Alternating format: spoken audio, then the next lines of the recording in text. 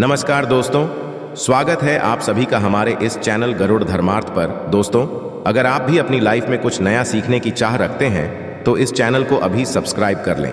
दोस्तों, 29 सितंबर 2023 से पितृपक्ष श्राद्ध या जिसे कर्णागत भी कहते हैं शुरू होने जा रहे हैं। और इस बार श्राद्ध के ये 16 दिन काफी भयंकर और उतार चढ़ाव वाले होने वाले हैं। और इस बार की गई आपकी एक छोटी सी गलती भी आपको पितृदोष का भागीदार बना सकती है। परंतु कुछ उपाय द्वारा इस श्राद्ध पितृपक्ष में आप अपने पितरों को प्रसन्न करके उनका आशीर्वाद प्राप्त कर सकते हैं। दोस्तों, इस बार पक्ष में काफी दुर्लभ और दिव्य संयोग बनने जा रहे हैं, जिससे सभी लोगों पर महादेव के साथ साथ उनके पूर्वजों का आशीर्वाद भी उनका मिलने वाला है। दोस्तों, हमारे हिंदू धर्म में पितृपक्ष पितरों को समर्पित किए जाने वाला समय माना गया है। पितृपक्ष, जिसे श्राद्ध या कई लोग कनागत भी कहते हैं, इस पूरे भारतवर्ष में मनाया जाता है। दोस्तों, पितृपक्ष में पितरों की आत्मा की शांति के लिए श्राद्ध तर्पण और पिंडदान किया जाता है। और कुछ ऐसे काम होते हैं जिन्हें हमें करने से बचना चाहिए।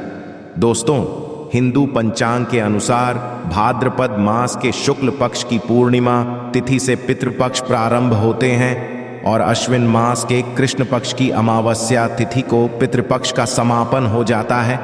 तो चलिए आपको बताते हैं, साल 2023 में पितृपक्ष कब से प्रारंभ हो रहे हैं, कौन कौन सी तिथियां रहेगी और पितृपक्ष के दिनों में आपको क्या करना चाहिए और क्या नहीं करना चाहिए, किस प्रकार से श्राद्ध या करना चाहिए और वह कौन से उपाय है जो इस पितृपक्ष में करने से आपके सभी दुख दर्द दूर हो जाएंगे और आप हो जाएंगे धनवान। इसलिए वीडियो को आखिर तक अवश्य देखें।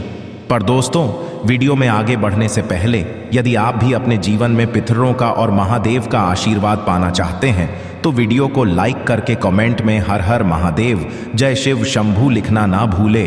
दोस्तों, साल 2023 में श्राद्ध पक्ष प्रारंभ होंगे 29 सितंबर शुक्रवार को पूर्णिमा तिथि से और होंगे 14 अक्टूबर शनिवार को सर्वपितृ अमावस्या के दिन। और इस बार सर्वपितृ अमावस्या के दिन ही साल का दूसरा सूर्य ग्रहण भी लगने वाला है। 29 सितंबर शुक्रवार को पूर्णिमा श्राद्ध रहेगा, 30 सितंबर शनिवार को द्वितीय श्रद्धा रहेगा, 1 अक्टूबर रविवार को तृतीय श्राद्ध रहेगा, 2 अक्टूबर सोमवार को चतुर्थी श्राद्ध है, 3 अक्टूबर मंगलवार के दिन पंचमी श्राद्ध रहेगा, 4 अक्टूबर बुधवार को षष्ठी तिथि का श्राद्ध रहेगा, 5 अक्टूबर गुरुवार के दिन सप्तमी तिथि का श्राद्ध रहेगा, 6 अक्टूबर को अष्टमी तिथि का श्राद्ध रहेगा, 7 अक्टूबर शनिवार के दिन नवमी तिथि का श्राद्ध रहेगा, 8 अक्टूबर रविवार को दशमी तिथि का श्राद्ध रहेगा, 9 अक्टूबर सोमवार के दिन एकादशी श्राद्ध रहेगा और 11 अक्टूबर बुधवार के दिन द्वादशी श्राद्ध रहेगा। इसके साथ ही 12 अक्टूबर गुरुवार को त्रयोदशी तिथि का श्राद्ध, 13 अक्टूबर शुक्रवार को चतुर्दशी तिथि का श्राद्ध और 14 अक्टूबर शनिवार के दिन सर्वपितृ अमावस्या का श्राद्ध होगा। इसी के साथ ही श्राद्ध पक्ष यानी पितृपक्ष की समाप्ति हो जाएगी। सदैव पिंडदान या तर्पण, श्राद्ध आदि कर्म पितृपक्ष के दिनों में किसी योग्य ब्राह्मण से ही करवाना चाहिए। श्राद्ध कर्म में पूरी श्रद्धा से ब्राह्मणों को दान तो देना ही चाहिए। साथ ही किसी गरीब जरूरतमंद व्यक्ति की सहायता भी यदि आप करते हैं तो इसका भी पितृपक्ष के दिनों में बहुत पुण्य मिलता है। साथ ही साथ गाय, कुत्ते आदि, कौवे आदि पशु पक्षियों के लिए भी भोजन का एक अंश जरूर ढालना चाहिए। या जिस स्थिति में भी आपके यहाँ श्राद्ध है उस स्थिति में आप जरूर ढालें। यदि संभव हो तो गंगा नदी के किनारे पर श्राद्ध कर्म करवाना चाहिए। यदि ऐसा करना संभव ना हो तो आप घर पर भी इसे विधि विधान से कर सकते हैं। जिस दिन श्रद्धा होगा उस दिन ब्राह्मणों को भोजन जरूर करवाना चाहिए। भोजन के पश्चात अपनी सामर्थ्य के अनुसार दान दक्षिणा देनी चाहिए। श्राद्ध की पूजा सदैव दोपहर के समय ही शुरू करनी चाहिए। योग्य की सहायता से मंत्र उच्चारण करें। पूजा के पश्चात जल से तर्पण करें। इसके पश्चात जो जो भोग लगाया जा रहा है उसमें से गाय, कुत्ते, कौवे आदि का हिस्सा अलग कर देना चाहिए और इन्हें भोजन ढालते समय अपने पितरों का स्मरण करना चाहिए। मन ही मन उनसे श्राद्ध का भोजन ग्रहण करने का निवेदन करना चाहिए और अपनी गलतियों के लिए आपको हाथ जोड़कर क्षमा याचना भी जरूर करनी चाहिए। ऐसी मान्यता है कि पितृपक्ष के दिनों में हमारे पूर्वज हमारे पितृ कौवे के रूप में धरती आते हैं।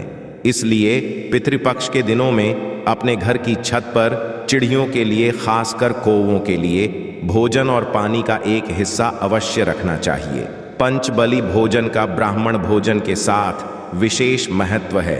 पूर्वजों को अर्पण करने का अर्थ होता है उन्हें जल देना।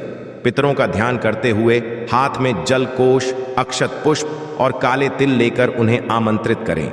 इसके पश्चात उनका नाम लेकर अंजाली में जल भरकर 5, 7 और 11 बार करती पर गिराए हर दिन अपने घर के दरवाजे पर दक्षिण दिशा की तरफ मुंह करके एक दीपक अपने पितरों के नाम से ढेली जलाना चाहिए।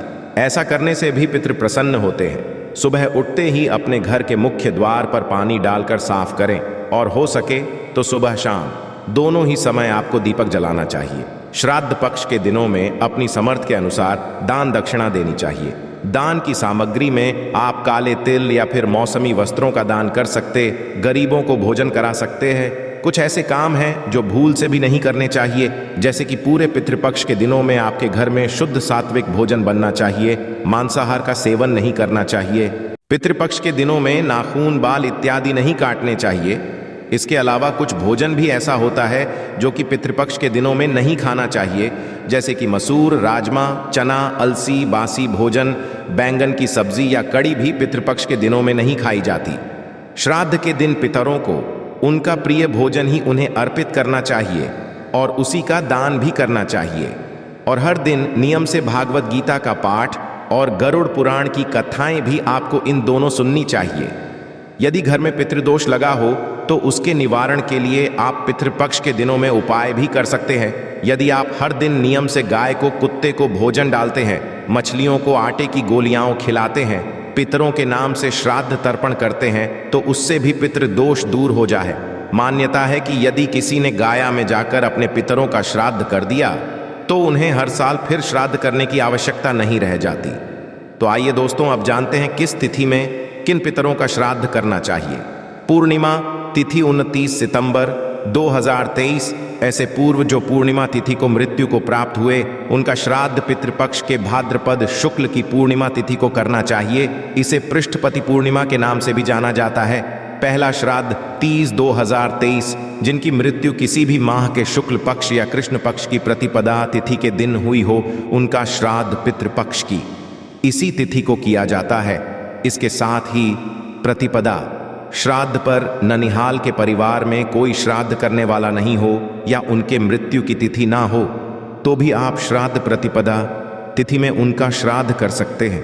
द्वितीय श्राद्ध 1 अक्टूबर 2023 जिन पूर्वज की मृत्यु किसी भी महीने के शुक्ल पक्ष या कृष्ण की द्वितीय तिथि को हुई हो, उनका श्राद्ध इस दिन किया जाता है। तीसरा श्राद्ध 2 अक्टूबर 2023 जिनकी मृत्यु कृष्ण पक्ष या शुक्ल पक्ष की तृतीया तिथि के दिन होती है, उनका श्राद्ध तृतीया तिथि को करने का विधान है। इसे महाभरनी भी कहा जाता है।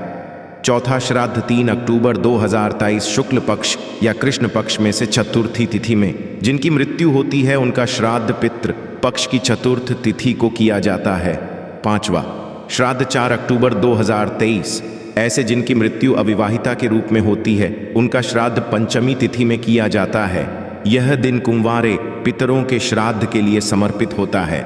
छठा श्राद्ध 5 अक्टूबर 2023 किसी भी माह के षष्ठी तिथि को जिनकी मृत्यु हुई हो, उनका श्राद्ध इस दिन किया जाता है। इसे छठ श्राद्ध भी कहा जाता है। सातवां श्राद्ध 6 अक्टूबर 2023 किसी भी माह के शुक्ल पक्ष या कृष्ण पक्ष की सप्तमी तिथि को जिन व्यक्ति की होती है, उनका श्राद्ध पितृपक्ष की इस तिथि को करना चाहिए। आठवां श्राद्ध 7 अक्टूबर 2023 ऐसे पितृ जिनकी मृत्यु पूर्णिमा तिथि पर हुई हो, तो उनका श्राद्ध अष्टमी, द्वादशी या पितृ मोक्ष अमावस्या पर किया जाता है। नवमी श्राद्ध 8 अक्टूबर 2023 माता की मृत्यु तिथि के अनुसार श्राद्ध न करके नवमी तिथि पर उनका श्राद्ध करना चाहिए। ऐसा माना जाता है कि नवमी तिथि को माता का श्राद्ध करने से सभी कष्टों से मुक्ति मिलती है।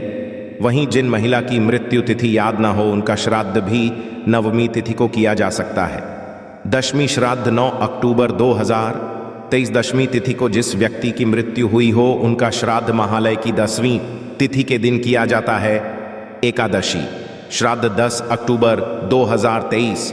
ऐसे लोग जो संन्यास लिए हुए होते हैं उन पितरों का श्राद्ध एकादशी तिथि को करने की परंपरा है। द्वादशी श्राद्ध 11 अक्टूबर 2023। जिनके पिता संन्यास लिए हुए हैं उनका श्राद्ध पितृपक्ष की द्वादशी तिथि को करना चाहिए, चाहे उनकी मृत्यु किसी भी तिथि को हुई हो। इसलिए तिथि को सन्यासी श्राद्ध भी कहा जाता है। त्रयोदशी श्राद्ध 12 अक्टूबर 2023। श्राद्ध महालय के कृष्ण पक्ष की त्रयोदशी तिथि को बच्चों का श्राद्ध किया जाता है। चतुर्दशी तिथि 13 अक्टूबर 2023। ऐसे लोग जिनकी अकाल मृत्यु हुई हो, जैसे आग से जलने, शस्त्रों के आघात से, विषपान से, दुर्घटना से या जल में डूबने से हुई हो, उनका श्राद्ध तिथि को करना चाहिए। अमावस्या तिथि 14 अक्टूबर 2023। पितृपक्ष के अंतिम दिन। सर्वपितृ अमावस्या पर अज्ञात पूर्वजों के श्राद्ध किए जाते हैं। इसे पितृ विसर्जनी अमावस्या महालय समापन भी कहा जाता है। तो आइए दोस्तों, अब सुनते हैं पितृपक्ष की व्रत कथा, जिसे सुनने मात्र से ही आपके सभी पितृदोष खत्म हो जाएंगे। पितृपक्ष की पौराणिक कथा के अनुसार जोगे तथा भोगे दो भाई थे। दोनों अलग अलग रहते। जोगे धनी था और भोगे निर्धन। दोनों में परस्पर बड़ा प्रेम था। जोगे की पत्नी को धन का अभिमान था, किंतु भोगे की पत्नी बड़ी सरल हृदय थी। पितृपक्ष आने पर जोगे की पत्नी ने उसे पितरों का श्राद्ध करने के लिए कहा, तो जोगे इसे व्यर्थ का कार्य समझकर टालने की चेष्टा करने लगा। किंतु उसकी पत्नी समझती थी कि यदि ऐसा नहीं करेंगे तो लोग बातें बनाएंगे। फिर उसे अपने मायके वालों को दावत पर बुलाने और अपनी शान दिखाने का यह उचित अवसर लगा। वह बोली, आप शायद मेरी परेशानी की वजह से ऐसा कह रहे हैं, किंतु इसमें मुझे कोई परेशानी नहीं होगी। मैं भोगे की पत्नी को बुला लूंगी, दोनों मिलकर सारा काम कर लें। फिर उसने जोगे को अपने पीहर न्योता देने के लिए भेज दिया। दूसरे दिन उसके बुलाने पर भोगे की पत्नी सुबह सवेरे आकर काम में जुट गई। उसने रसोई तैयार की, अनेक पकवान बनाए, फिर सभी काम निपटाकर अपने घर आ गई। आखिर उसे भी तो पितरों का श्राद्ध तर्पण करना था। इस अवसर पर न जोगे की पत्नी ने उसे रोका, न वह रुकी। शीघ्र ही दोपहर हो गई। पितृभूमि पर उतरे। जोगे भोगे के पितृ पहले जोगे के यहाँ गए तो क्या देखते हैं कि उसके ससुराल वाले वहां भोजन पर जुटे हुए हैं। निराश होकर वे भोगे के यहाँ गए। वहां क्या था, मात्र पितरों के नाम पर अग्यारी दे दी गई थी। पितरों ने उसकी राख चाटी और भूखे ही नदी के तट पर जा पहुंचे। थोड़ी देर में सारे पितर इकट्ठे हो गए और अपने अपने यहाँ के श्राद्धों की बड़ाई करने लगे। जोगे भोगे के पितरों ने भी अपनी आप बीती सुनाई। फिर वे सोचने लगे, यदि भोगे होता तो शायद उन्हें भूखा ना रहना पड़ता, मगर भोगे के घर में तो 2 जून की रोटी भी खाने को नहीं थी। यही सब सोचकर उन्हें भोगे पर दया आ गई। अचानक वे नाच नाच कर गाने लगे, भोगे के घर धन हो जाए, भोगे के घर धन हो जाए। सांझ होने को हुई। भोगे के बच्चों को कुछ भी खाने को नहीं मिला था। उन्होंने मां से कहा, भूख लगी है। तब उन्हें टालने की गरज से भोगे की पत्नी ने कहा, जाओ आंगन में हौदी औंधी रखी है, उसे जाकर खोल लो और जो कुछ मिले बांट कर खा लेना। बच्चे वहां पहुंचे तो क्या देखते हैं कि हौदी मोहरों से भरी पड़ी है। वे दौड़े दौड़े मां के पास पहुंचे और उसे सारी बातें बताईं। आंगन में आकर भोगे की पत्नी ने यह सब कुछ देखा तो वह भी हैरान रह गई। इस प्रकार भोगे भी धनी हो गया, मगर धन पाकर वह घमंडी नहीं हुआ। दूसरे साल का पितृपक्ष आया। श्राद्ध के दिन भोग एक स्त्री ने 56 प्रकार के व्यंजन बनाए। ब्राह्मणों को बुलाकर श्राद्ध किया, भोजन कराया, दक्षिणा दी। जेठानी को सोने चांदी के बर्तनों में भोजन कराया। इससे पितृ प्रसन्न तथा तृप्त हुए। दोस्तों, शास्त्रों के अनुसार पितृपक्ष में स्नान दान, पिंडदान और तर्पण करने से पितरों की आत्मा को शांति मिलती है। माना जाता है कि इस दौरान यदि हम गरीब, असहाय या किसी ब्राह्मण को दान करते हैं तो पितृ को इस 84 लाख योनियों से मुक्ति मिलती है। कहा जाता है कि पितृपक्ष के इस समय में पितृ यमलोक से धरती पर आते हैं और अपने वंशजों को आशीर्वाद देकर यमलोक चले जाते हैं। तो ऐसे में आइए जान लेते हैं कि हमें किन किन चीज़ों का दान करना चाहिए। हिंदू धर्म दान करने का सबसे पुण्य कार्य बताया गया है। पितृपक्ष की अवधि में गौ दान को सबसे श्रेष्ठ दान माना जाता है। मान्यता है कि गौ माता का दान करने से व्यक्ति को सुख समृद्धि का आशीर्वाद प्राप्त होता है और पितृ को श्री हरि के चरणों में स्थान प्राप्त होता है।